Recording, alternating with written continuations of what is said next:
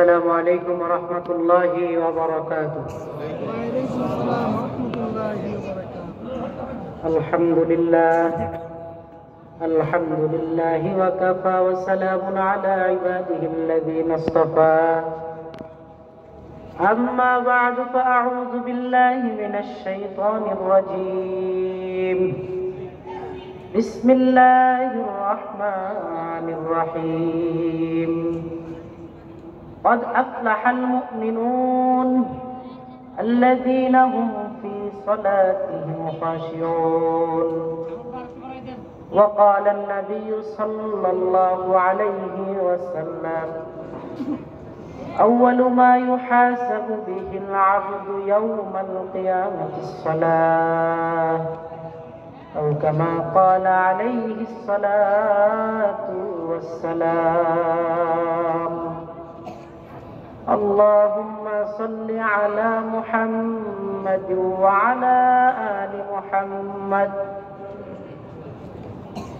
كما صليت على إبراهيم وعلى آل إبراهيم إنك حميد مجيد. মসজিদের দক্ষিণ পার্শ্বে উক্ত মাদ্রাসার উদ্যোগে বার্ষিক ওয়াজ ও দোয়ার মাহফিল। প্রধান অতিথি জনাব মোহাম্মদ মুতালিব হোসেন রতন সাহেব। প্রধান বক্তা হিসেবে উপস্থিত ছিলেন আলহাজ হযরত মাওলানা মুফতি জামিল আহমদ জামালি। আলো মুরব্বিয়ান নিজাম অনেক গুরুত্বপূর্ণ কথা বলেছেন, আপনারা সকলেই ধৈর্য সহকারে শুনেছেন। মাইকে অনেকবার শুনতে পেলাম যে আপনারা নাকি আমার আগ্রহে বসে আছেন। আপনারা যদি আমাকে ভালোবাসেন, আগে একটা ভালোবাসলে হাত তুলেন, হাত তুলে এখন সবাই সামনে আগাইতে থাকে। কর্তৃপক্ষকে আয়োজন করা, আপনাদেরকে শুনবার মতো, আমাকে বলবার মতো তৌফিক দিয়েছেন সেই মহান রব্বে করিমের দরবারে কালিমাতুশ শুকর আদায় করি। সকলেই জবান খুলে বলি আলহামদুলিল্লাহ। আলহামদুলিল্লাহ। নিয়ামতের শুকরিয়া আদায় করলে আল্লাহ তাআলা নিয়ামত বানায় দেয়, এটা তো জানেন। নিয়ামতের শুকরিয়া আদায় করলে আল্লাহ কি করে? নিয়ামত বাড়ায় দেয়। আমি যে আয়াতটা তেলাওয়াত করছি সূরা মুমিনুন, কালামে কোরআনের একটি সূরা, যে সূরাটা আমাদের প্রত্যেকের, এটার বাংলা যদি আমরা পড়তাম তাহলে বুঝতাম। যেহেতু পড়তে পারেন নাই, এই কারণে এরকম আয়োজন, আপনারা আমাদের থেকে শুনবেন, ঠিক না? আরে কথা বলেন, ঠিক না? এই আয়াতের আলোকে সামান্য দুই একটা কথা বলবো। এই সূরা قد أفلح المؤمنون الذين هم في صلاتهم خاشعون। মুমিনরা সফল কাম যারা তাদের নামাজের মধ্যে বিনয়ী। কিসের মধ্যে বিনয়ী ভাই? কিসের মধ্যে? সবাই বলেন কিসের মধ্যে? নামাজের মধ্যে। আল্লাহর রাসূল সাল্লাল্লাহু আলাইহি ওয়াসাল্লাম এমন ভাবে নামাজ আদায় করতেন যে সাহাবায়ে কেরাম মাঝে মধ্যে চিন্তা হারায়, মানে কি করতেছে আল্লাহর রাসূল, এতক্ষণ যাবত দাঁড়ায় আছে, কি করতেছে? তাকায় দেখে নামাজ পড়তেছে। সুবহানাল্লাহ বলেন। কি করতেছে? আমাদের মাযহাব নবীজি পর্যন্ত তো 1400 বছর পর্যন্ত, এত দূরে না, আরেকটু নিচে নামেন। সাহাবায়ে কেরামের নামাজ কেমন ছিল? সারা রাত দাঁড়ায় দাঁড়ায় নামাজ পড়তেন। উবাই ইবনে কাব রাদিয়াল্লাহু তাআলা আনহু 2 রাকাত নামাজের মধ্যে কালামে কোরআন খতম করেছেন। সুবহানাল্লাহ। জোরে বলেন সুবহানাল্লাহ। তামিমে দারি রাদিয়াল্লাহু তাআলা আনহু 2 রাকাত নামাজে কালামে পাক কোরআন খতম করেছেন। আমাদের মাযহাবের যে ইমাম, ইমামে আজম আবু হানিফা রাহমাতুল্লাহি আলাইহি, তিনিও 2 রাকাত নামাজে কোরআন খতম করেছেন।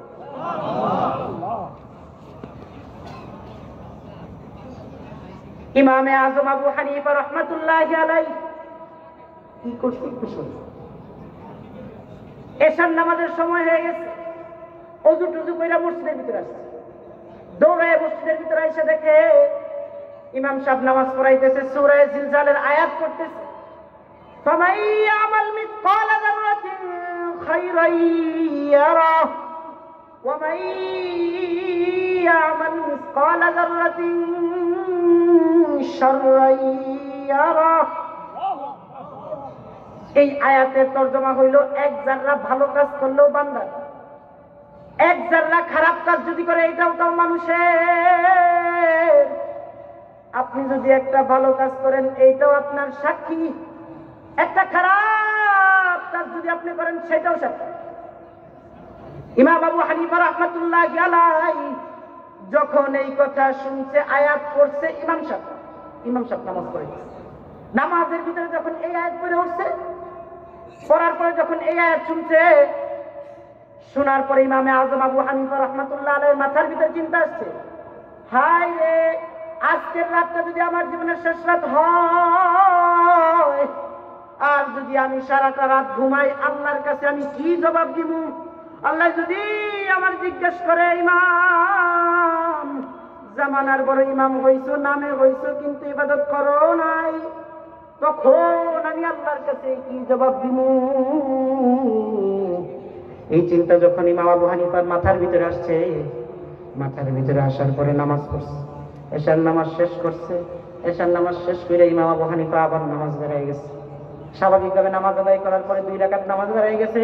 দাঁড়ায় সাইরা যে কোরআন পড়া শুরু করছে, আলহামদুলিল্লাহি রাব্বিল আলামিন আর রহমানির রহিম মালিক ইয়াউমিদ্দিন পড়া শুরু করছে, দাঁড়াতে পড়া শুরু করছে। পড়তে পড়তে মুয়াজ্জিন তাকাইয়া দেখে ইমাম নামাজ পড়তেছে, ইমামের নামাজের ভিতরে কোনো রুকু নাই, সিজদা নাই, দাঁড়াতে কোরআন পড়তেছে। মুয়াজ্জিন চিন্তা করে, যাই বাসা থেকে খাবার খেয়ে আসি, পরে ইমামের নামাজ দেখবো, মসজিদ বন্ধ করবো। এই কথা চিন্তা করে মুয়াজ্জিন খাবার খেয়ে আসছে। খাবার খায় আইসা দেখে ইমাম তাও নামাজ পড়তেছে। সুবহানাল্লাহ বলেন। নামাজ পড়তেছে।